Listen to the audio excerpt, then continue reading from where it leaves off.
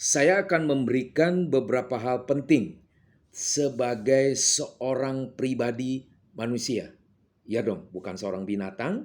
Ya binatang bukan orang ya.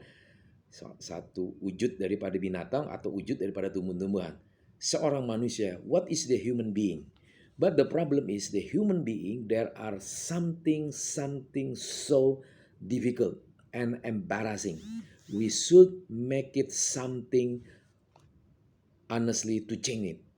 Maksud saya apa? Di dalam kita sebagai seorang manusia itu ada 9 hal yang mengganggu kita menjadi kompetisi kita, pesaing kita.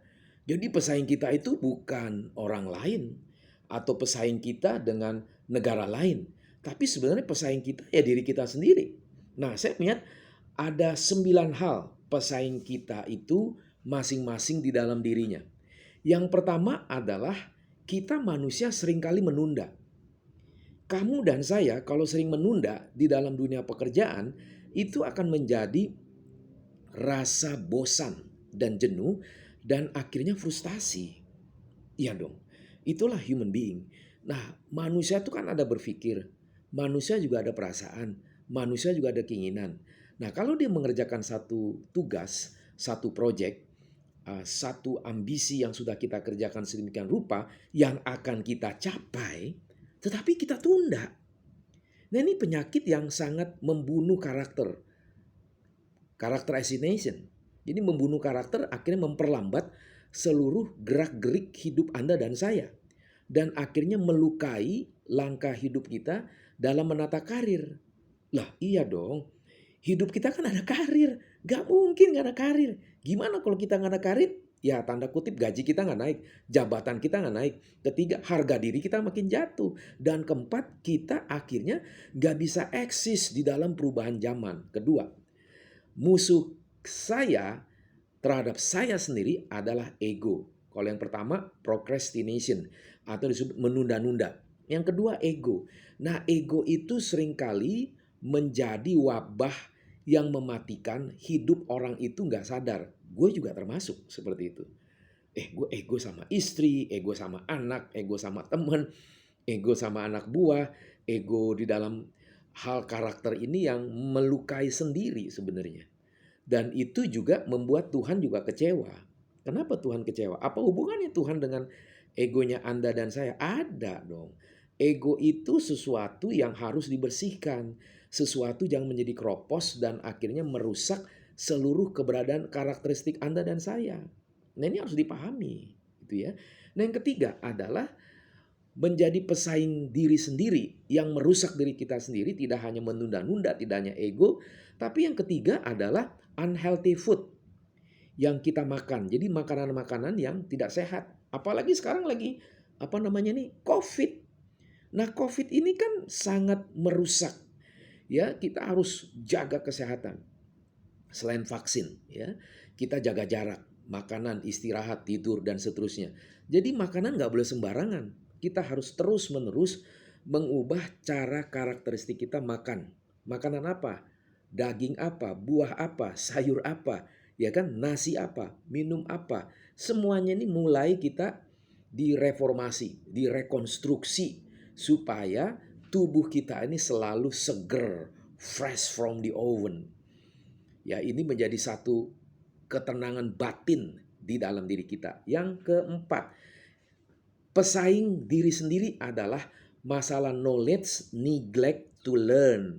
Artinya bahasa Indonesia kita acuh mengembangkan pengetahuan yang baru untuk kita pelajari. Merasa puas, gue udah tahu lah. Oh paling nanti begini, oh paling juga nanti begini, nanti ujungnya begini.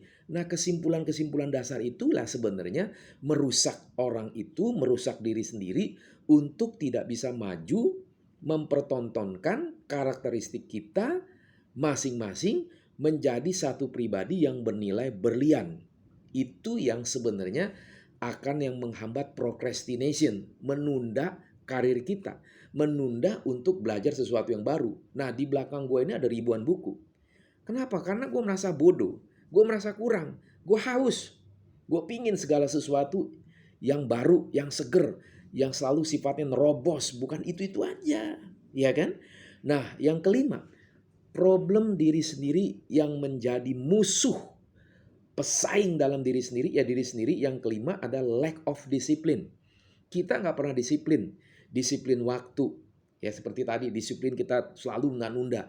Disiplin kita tidak mau bangun yang tepat waktu. Disiplin jaga kesehatan. Disiplin segala hal untuk mencari tahu yang baru. Jadi kita disiplin. Disiplin dalam bahasa aslinya itu discipleship. Jadi kita memuridkan diri kita sendiri. Berarti kita dibentuk sedemikian rupa sehingga kita mengakibatkan yang keenam, distraction. Kalau kamu dan saya sudah distract, terganggu, akhirnya bingung gitu. Waduh, keganggu. Aduh, ini ada COVID nih. Wah, ini nggak boleh nih, ada lockdown. Aduh, PPKM, kita langsung stres, kita bingung. Nah, seringkali saya mengatakan, lu ngapain di rumah nih PPKM? Kalau hanya tidur, hanya baca hoax, hanya viral-viral, lu nggak pernah ikut training gua. Ada yang free, ada yang bayar. Dan juga lu nggak ikut komunitas gua yang gua bentuk seminggu sekali, itu justru menghasilkan sesuatu, daya nalar kita makin berkembang. Gue juga mengundang orang-orang yang hebat untuk mengambil bagian, untuk mengisi, memberikan nutrisi bagi setiap pribadi. Maka yang ketujuh, akhirnya kita menjadi bad habits. Bad habits misalnya apa?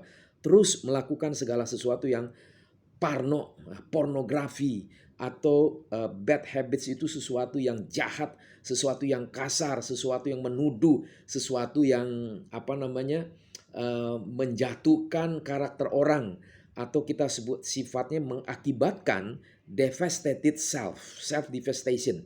Jadi kita merontokkan, merobohkan diri sendiri. Ini yang teman-teman kita harus sadarin gitu ya tentang bad habits. Yang kedelapan yaitu negative behavior and nurturing. Artinya apa? Keberadaan kita yang, perilaku kita yang jelek, kita rawat. Misalnya kita males, kita ngantuk, menghayal jorok ya, melihat segala sesuatu yang terlalu ilusi, itu sesuatu yang tidak menghidupkan dia. Yang kedelapan, akhirnya Anda dan saya menjadi self-doubt, menjadi orang yang ragu, dan akhirnya Anda dan saya itu susah menghasilkan segala satu ketenangan batin. Batin jiwa itu modalnya tidak bisa dikatakan Anda punya harta banyak, punya teman-teman hebat, punya elit-elit, punya kekuasaan yang tinggi. Tidak. Yang namanya ketenangan batin itu sumbernya dari dalam jiwa Anda, mempunyai damai dengan Tuhan. Oke, teman-teman, ya. Thank you ya.